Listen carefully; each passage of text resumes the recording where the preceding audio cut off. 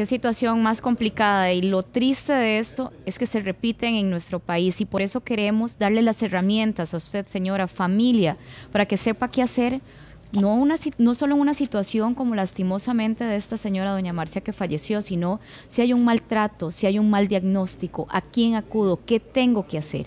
Por eso hoy sumamos dos profesionales a esta entrevista y les damos la más cordial bienvenida. Doña Ruth Ramírez, que es abogada, muy buenos días. Buenos días, Verónica, un gusto como siempre. Y Kenneth Loaiziga, ginecólogo, también. Muchísimas gracias, doctor, por acompañarnos en esta mañana. Ahora, Ruth, llegamos a una cita y nos reciben de mala manera, con una mala cara, con disgusto, y uno dice, ¿qué hago con una actitud, como en este tipo de actitud? ¿Cómo manejo yo esta situación? Bueno, Verónica, en este caso, que no hemos entrado a ningún tipo de daño físico ni emocional, sino que es más bien una mala actitud, una mala atención, podríamos de una forma inmediata acudir a la Contraloría de Servicios, ya sea del hospital o de la clínica a la que estemos asistiendo. Inclusive si es un servicio privado, entonces podríamos ir a la Fiscalía del Colegio de Médicos, lo mismo si es un centro público, un hospital, un EVAIS, una clínica, cualquiera de esas pueden acudir a poner su queja en la Contraloría de Servicios o incluso ante la Jefatura Superior del médico que los está atendiendo. Ahora, doctor, en su experiencia, ¿le ha pasado que en algún momento llega una paciente a decirle, doctor, vengo con usted porque tuve una experiencia pésima de maltrato o de diagnóstico equivocado con otro profesional en su área? Vea, de las experiencias más difíciles de manejar en la consulta médica, justamente es cuando uno se enfrenta a un paciente que no se encuentra contento con otro colega, por varias razones. La primera razón es que a veces hay obviamente el paciente tiene todo el derecho de reclamar una buena atención, esto es innegable, y es un derecho que le debe ser reconocido y protegido por parte de las autoridades, pero también por parte de los médicos mismos. O sea, yo estoy obligado ante este paciente, en el caso mío, mujeres, pues yo solo veo mujeres prácticamente, ante esta paciente estoy obligado por un principio ético a salvaguardar su integridad como paciente y su derecho a que ella proteste y quiera ser atendida de una manera que sea justa y lo más cercana posible al acto médico ético, ese más puro, ¿verdad? Lo que pasa es que aquí uno tiene que tener muchísimo cuidado, porque generalmente se establece es una autopista de dos vías con los pacientes, se lo voy a explicar por qué. Cuando una paciente llega y se queja conmigo de otro colega, todo lo que yo diga va a ser usado en contra mía, porque muchas veces se va donde el colega y le dice que yo dije que él esto, aquello, lo otro y lo más allá. Y el colega es mi colega. Muchas veces son compañeros del mismo hospital o compañeros cercanos de trabajo o gente que uno conoce. Entonces, y esto no debe ser una relación de chismes, de correo y dile, usted viene y me dice a mí para que vaya y le diga al otro. Entonces se establece ya, el disgusto no se establece entre el médico y la paciente, sino entre los dos médicos, que es con alguien con quien yo frecuentemente tengo que trabajar. Ocurre a veces también que cuando uno atiende a una paciente que está molesta con alguien, entonces cualquier cosa que uno diga definitivamente termina siendo usado en contra de uno. Entonces el médico tiene que tener muchísimo tacto a la hora de explorar cuál fue el motivo de la discordia o del disgusto y dar un consejo apropiado a esta paciente, tratando de mantenerse alejado de la situación, o sea, no involucrarse en el pleito, no meterse dentro de ese pleito, porque se establece una relación de conflicto. Yo creo que lo que hay que hacer más bien es rescatar a esa paciente de ese conflicto, sacarla de eso y resolverlo o atender el problema por el cual ella viene a consultar. Obviamente en esto hay distintos grados de afectación, desde la paciente, como estaban comentando ustedes, que dice, es que me habló de mala manera, me trató mal. Ocurre con mucha frecuencia que hay pacientes que se quejan que van a una consulta médica institucional y entonces resulta que el médico nunca los vio a la cara, no les preguntó qué tenían, solo escribió en el expediente, le dio una receta y eso es maltrato también. Claro. Y esto es un maltrato en la forma más básica, pero es de la más exquisita pureza de agresividad, porque la paciente se siente ninguneada, o sea, no soy nadie. Minimizada. O sea, al punto más bajo, sí, perdón. Ahora, doña Ruth, ¿qué pasa, por ejemplo, cuando una paciente dice, es que el diagnóstico que el doctor me dio estaba equivocado. ¿Qué puedo hacer? Bueno, ese es un tema muy difícil y el doctor lo sabe, ¿verdad? Que es muy complicado porque los doctores no son infalibles. Su conocimiento médico llega hasta un punto, hasta un límite. Incluso la tecnología que están utilizando podría no reconocer los síntomas adecuados de una situación o de una enfermedad. ¿Qué sería la resolución más a la mano? Buscar una segunda opinión, una segunda o una tercera opinión, probar el tratamiento o regresar donde el mismo médico y decirle, mire, no me está funcionando, creo que por algún lado hay alguna equivocación, pero por una situación en la que yo, paciente, que no soy médico, que no tengo la pericia para saber si está bien o está mal dado el diagnóstico, no puedo salir corriendo a hacer una denuncia. Podría poner la queja, digamos, ante el colegio de médicos, ante la fiscalía, para que ellos abran una investigación preliminar, pero tengo que presentar la prueba. ¿Cómo la voy a presentar?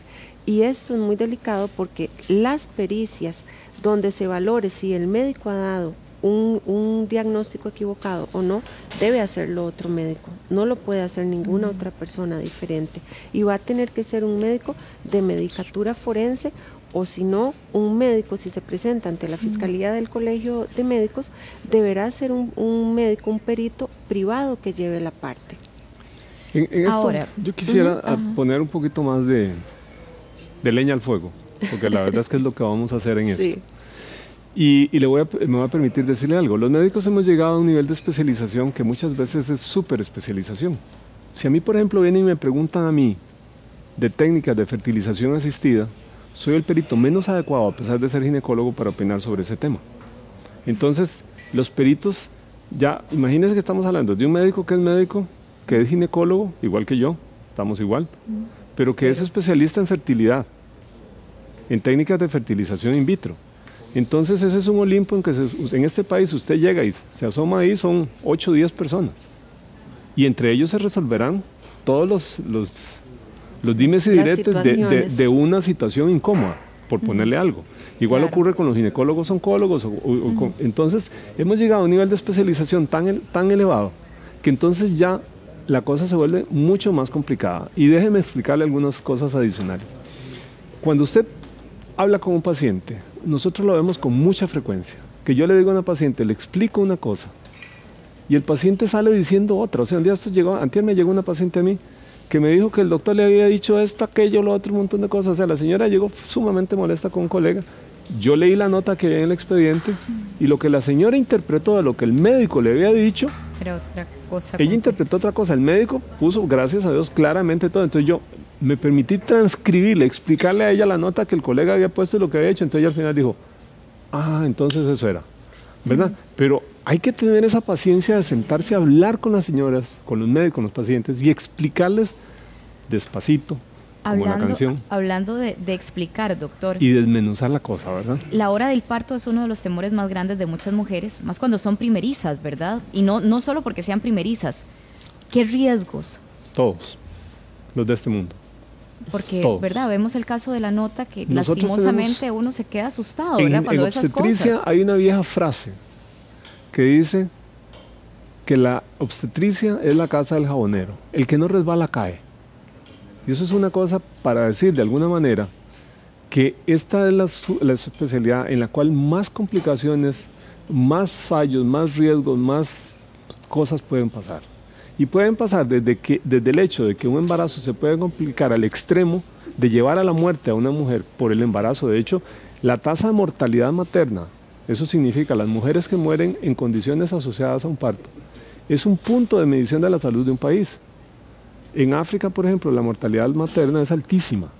En Costa Rica es muy baja. Cuando se nos muere una madre, entonces es un motivo de alarma. Esto que pasó con esta señora es un motivo de alarma para el país. Claro. O sea, obviamente es una catástrofe para la familia, para el esposo, el hijo que quedó sin mamá. Pero también es un indicador que tiene repercusiones a nivel central, porque esto nos está delatando de que algo está fallando en el país. Una madre que se muera es un hecho muy, muy importante desde todo punto de vista, pero también desde el punto de vista estadístico, porque nos sirve para medirnos como país en qué condiciones estamos en nuestro entorno. Entonces, en el embarazo, en el momento del parto pueden ocurrir muchísimas cosas. Y ocurren cosas como, por ejemplo, que una madre se le pueda subir la presión al extremo de que la puede llevar a la muerte, una hipertensión asociada al embarazo. Puede tener un trastorno de coagulación. La placenta se puede meter dentro del útero, entonces puede tener un sangrado masivo que la puede llevar a la muerte. Puede tener hemorragia, puede tener atonía, las cosas más sencillas, pero se vuelven muy complejas. Y obviamente es un binomio en donde está la madre y está el hijo. Ambos se juegan su vida en ese momento. Cuando los partos salen bien, que es la mayoría de las veces, gracias a Dios, todos estamos muy contentos y felices y hay sonrisas por doquier. Pero cuando una pequeña cosa se complica, es una absoluta tragedia. Entonces, en un embarazo, mucha gente no lo sabe, pero es una cosa muy seria. O sea, lo vemos como algo. Y las situaciones que se dan con respecto a esto, por ejemplo, hace poco tuvimos una situación en el país que fue un motivo de alarma nacional. Ahora hay una moda de que las mujeres quieren tener los partos en la casa. Y muchas veces un parto monitoreado y asistido por una partera, ni siquiera por un médico, porque obviamente los médicos no nos prestamos a esto. Sí. Hay un colega que le gusta pero él también se ha alejado de esto porque muchas veces la gente quiere partos domiciliarios en condiciones no apropiadas. ¿Y cuáles son las condiciones no apropiadas? Que si hay una complicación durante el parto, a veces el tiempo de reacción que tenemos es muy poco. O sea, yo he visto en hospitales centrales, de la sala de parto a la sala de operaciones, hay pacientes que se han muerto. Estamos hablando de 3-5 minutos. ¿Qué capacidad de respuesta tiene usted cuando está atendiendo un parto en Coronado? O en Santana, o en Ciudad Colón. Sí, esto es todo un capítulo, ojalá que la 27 esté a reventar como está siempre. Sí. ¿Con qué capacidad de respuesta usted va a resolver ese problema si lo tiene? Si tiene una hemorragia masiva que no puede pararla. Donde usted no tiene los medios que cuenta un hospital, y muchas veces en los hospitales mismos, el tiempo que se toma pasar la paciente de recuperación, que están ahí a la pura par, están a 20 pasos de distancia, no es suficiente. Hay pacientes que han muerto. Entonces, situaciones como estas son situaciones que tenemos que valorar con mucho cuidado y no prestarnos a hacer cosas que ponen en riesgo la vida de las madres y de los niños.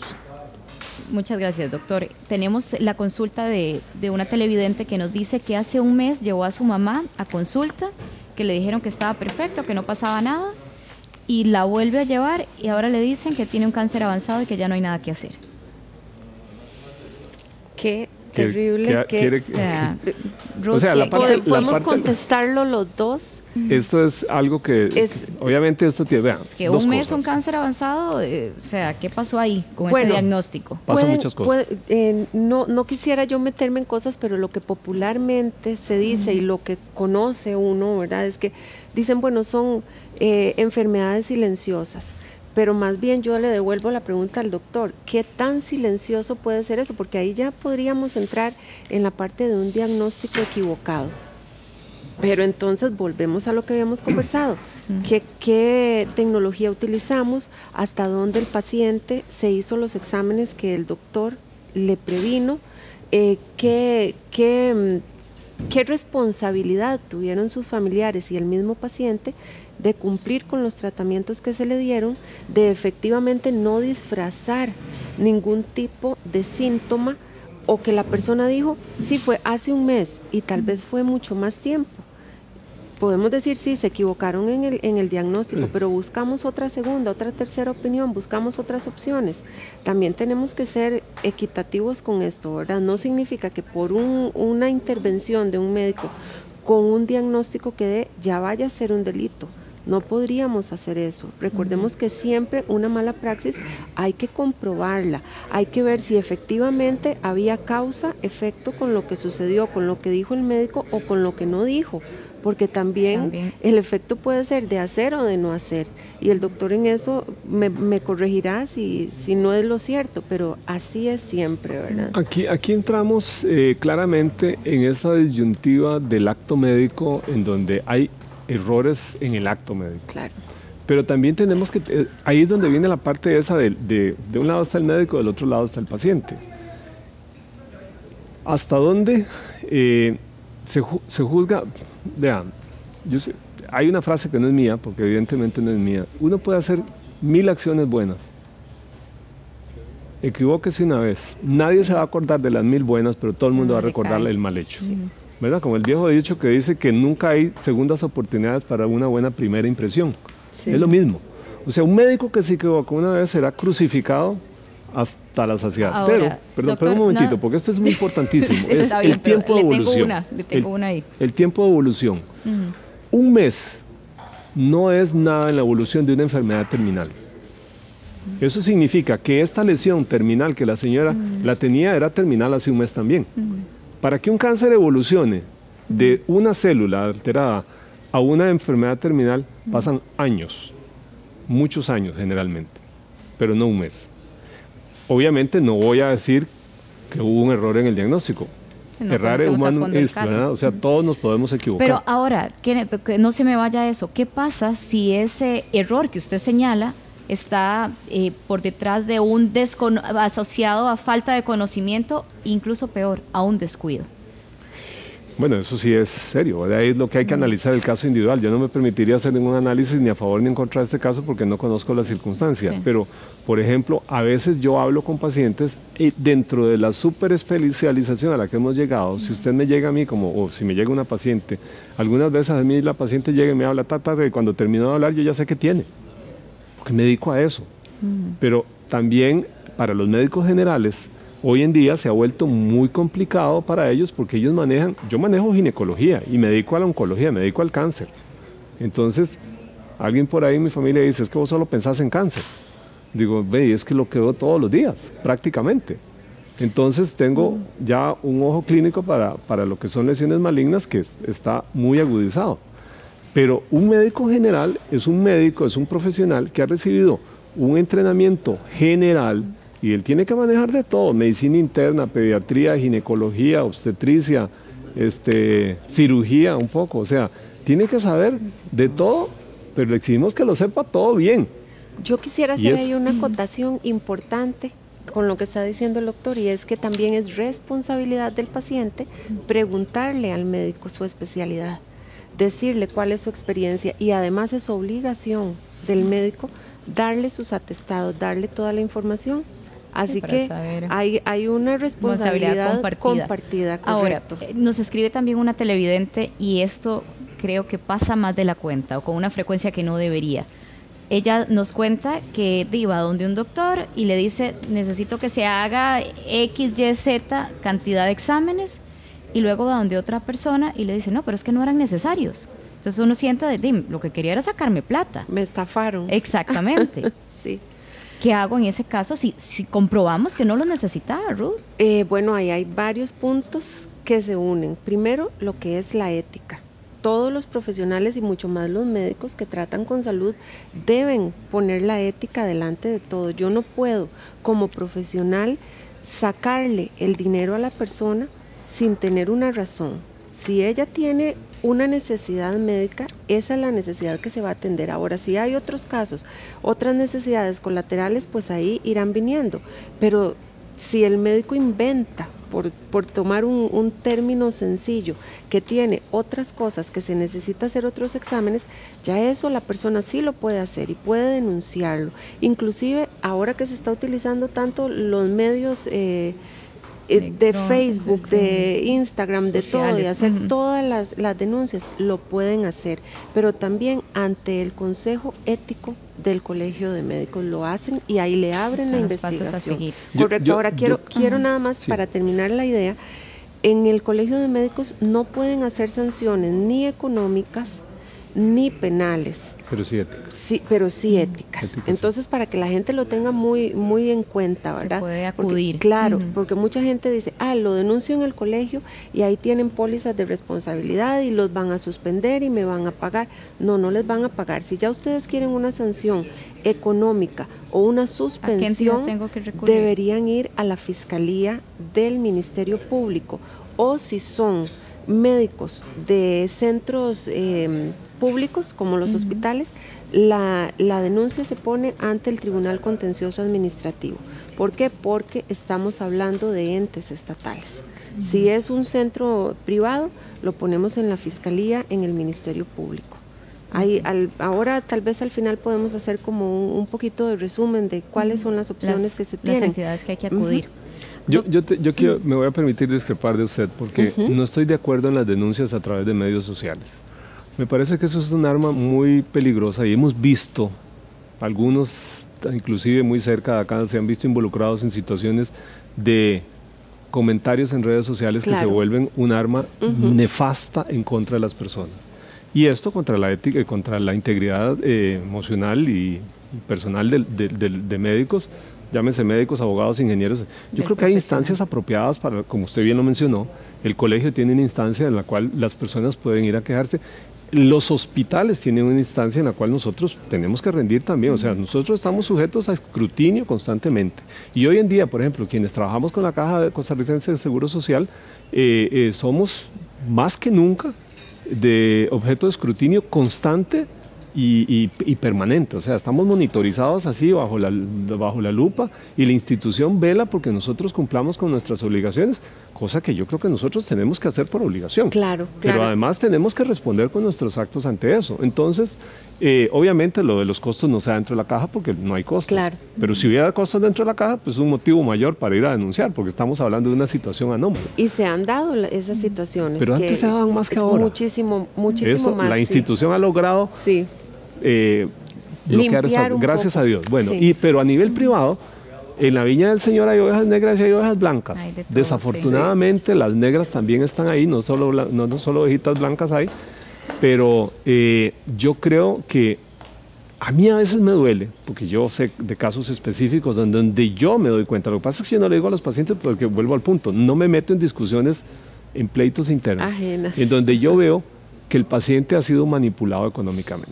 O sea, es evidente y hay personas que lo hacen de manera rutinaria. Sí. Y estas personas no denuncian. Bueno, pero lo mismo sucede y la gente con se los da abogados. cuenta, o sea, la gente se da cuenta de que fue víctima de eso. Y no denuncia. Eso es lo que me maravilla. Aquí es el llamado que hay que hacer, a la denuncia, para que dejen de ocurrir pero en las estos instancias casos. apropiadas. Como los que nos mencionaba Ruth, que de hecho tengo una consulta también de una televidente que nos dice que tuvo un parto, que ella se sintió mal, que 10 días después del parto ella acude a la instancia, en este caso la Contraloría de Servicio, y que le dicen que no le pueden aceptar la denuncia porque tenía que ser en un rango máximo de 5 días. No, eso no es cierto. Eso no es cierto. Y gracias por decirlo al unísono, ¿verdad? Eso no es cierto. La persona que se sienta afectada va a tener efectivamente plazos para poner su queja. ¿Cuánto plazo ante la Fiscalía del Colegio de Médicos? 4 años. ¿Cuánto plazo ante el contencioso administrativo en caso de que fueran situaciones que se dieran en los hospitales? 4 años también. Y ante el Ministerio Público, en la Fiscalía del Ministerio Público, va a depender de qué tipo de lesión se vaya a calificar. Si es una lesión grave, vamos a tener 3 años. Si como resultado de esta lesión la persona muere, entonces vamos a subir el tiempo a 8 años, porque es un homicidio.